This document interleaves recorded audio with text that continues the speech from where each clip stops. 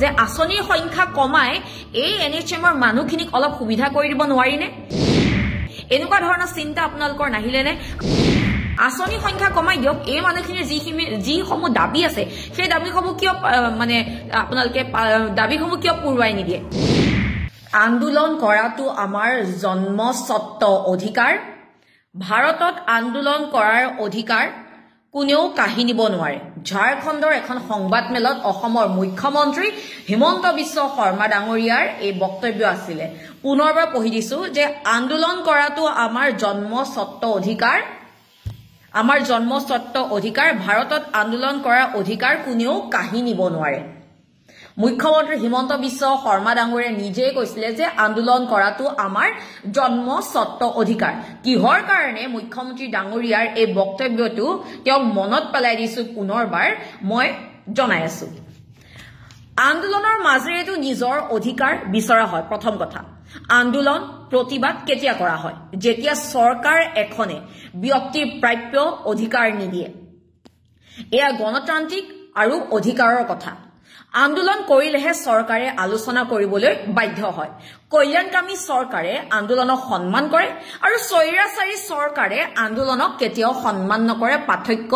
ইমানেই পুনৰবাৰ কৈছো কল্যাণকামী চৰকাৰে আন্দোলনক সন্মান কৰে আৰু স্বৈৰাচাৰী চৰকাৰে আন্দোলনক সন্মান নকৰে এতিয়া এইজনে হৈছে মুখ্যমন্ত্ৰী হিমন্ত বিশ্ব শৰ্মা ডাঙৰীয়া যিয়ে দৰমহা বৃদ্ধিৰ বাবে আন্দোলন কৰিলে দৰমহা কৰ্তন কৰে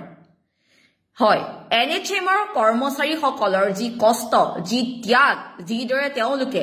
নিজৰ কাম কৰি গৈছিলে কেৱল তেওঁলোকে নিজৰ দাবী প্ৰাপ্যৰ কাৰণে আন্দোলন কৰাৰ কাৰণে 7 দিনৰ দৰমহা কৰ্তনৰ দৰে যি ঘৃণনীয় কাম কৰিলে তাৰ বাবে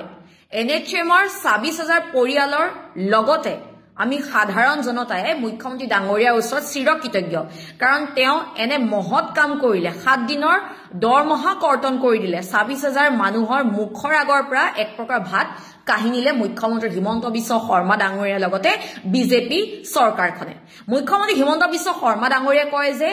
আন্দোলন ক'ত হৈছে মোৰ দিনতো আন্দোলন হোৱা নাই ইয়াত কপৌ চৰাই উৰি আছে শান্তিৰ কপৌ চৰাই যদি উৰি আছে আন্দোলন যদি অসমত নহয় তেনেহলে আন্দোলন কৰা এনএচএমৰ কৰ্মচাৰীসকলৰ দৰমহা কিয় কৰ্তন কৰিলে এয়া শান্তিৰ কপৌ চৰাই নেকি আপুনি নিজেই কয় ঝাৰখণ্ডৰ সংবাদ মেলত যে আন্দোলন কৰাটো আমাৰ জন্মস্বত্ব অধিকাৰ ভাৰতত আন্দোলন কৰা অধিকাৰ কোনেও কাঢ়ি নিব নোৱাৰে বুলি এনে ধৰণৰ মন্তব্য কৰাৰ পিছত আপুনি যেতিয়া নিজৰ প্ৰাপ্যৰ কাৰণে এনএচএমৰ কৰ্মীসকলে আন্দোলন কৰে তেতিয়া তেওঁলোকৰ দৰমহা কৰ্তনৰ নিচিনা ঘৃণনীয় কাম কৰে সঁচাকৈ ভাবিলে আচৰিত লাগে এতিয়া যদি আমি হিচাপ এটা কৰো 7 দিনৰ গঢ়ে যদি 1000 টকা কৰি হয় মুঠ 18 কোটি টকা 26000 এনএচএমৰ পৰিয়ালৰ মুখৰ আগৰ পৰা এইখন চৰকাৰে কাহিনীছে কাৰোবাৰ হয়তো ৰোগীয়া পিতৃ মাতৃ থাকিব পাৰে কাৰোবাৰ সন্তান হয়তো পঢ়ি থাকিব পাৰে কাৰোবাৰ হয়তো বিভিন্ন ধৰণৰ সমস্যা থাকিব পাৰে এই সকল মানুহৰ মুখৰ আগৰ পৰা এইখন চৰকাৰে 7 দিনৰ দৰমহা কৰ্তন কৰিলে কাৰণ তেওঁলোকৰ ভুল এটা আছিল প্ৰাপ্যৰ কাৰণে আন্দোলন কৰিছিল ইভেন মুখ্যমন্ত্ৰী হিমন্ত বিশ্ব শৰ্মা ডাঙৰীয়াই নিজে কয় যে আন্দোলন কৰাটো আমাৰ জন্মস্বত্ব অধিকাৰ এতিয়া হয়তো আমি এই ধৰণে কথাটো ভাবিম যে হিতাধিকাৰী বাজেটৰ ধনৰ নাটনি হৈছে সেই কাৰণে হয়তো এই সকল এনএচএমৰ কৰ্মীৰ দৰমহা কৰ্তনৰ দৰে এনে ধৰণৰ ঘৃণনীয় কাম কৰিছে মুখ্যমন্ত্ৰী হিমন্ত বিশ্ব শৰ্মা ডাঙৰীয়াৰ নেতৃত্বৰ চৰকাৰখনে সেয়েহে হয়তো এনএচএমৰ শ্ৰমিকখিনিৰ দৰমহা কৰ্তন কৰাৰ পথ বাছি লৈছে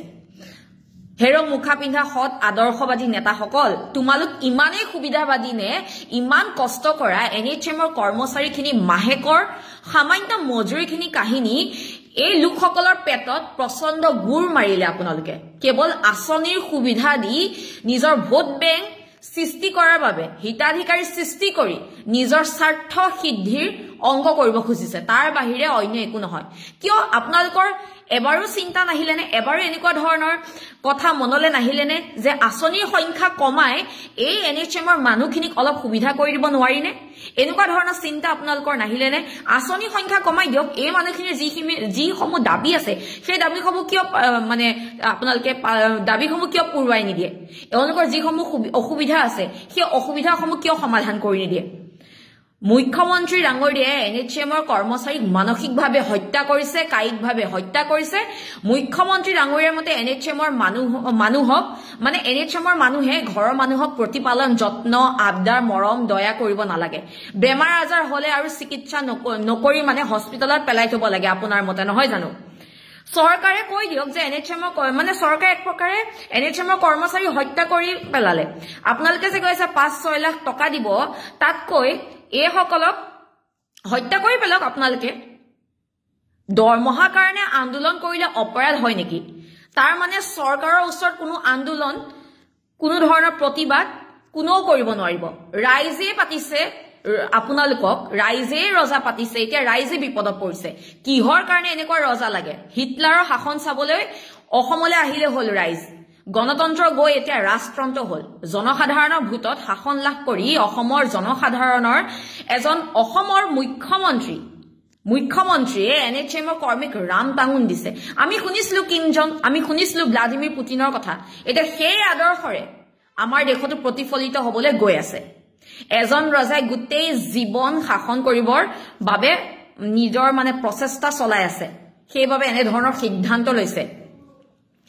মুখ্যমন্ত্ৰী হিমন্ত বিশ্ব শৰ্মা ডাঙৰীয়া কেৱল আপোনালোকৰ পৰিয়াল, কেৱল আপোনালোকৰ নেতা পালি নেতাই ৰাজ সাহায্যৰ পৰা আদি কৰি আপোনালোকৰ ল'ৰা ছোৱালীয়ে 15 বছৰ 17 বছৰ 18টা কোম্পানীৰ মালিক হ'ব লাগে, আৰু সাধাৰণ জনতা যিসকল কৰ্মচাৰী NHMৰ তেওঁলোকে আন্দোলন কৰিলে 7 দিনৰ দৰমহা কৰ্তন কৰি দিয়ে। সঁচাকৈ 26,000 এই NHMৰ পৰিয়ালৰ খাও আপোনাৰ গাত লাগিব।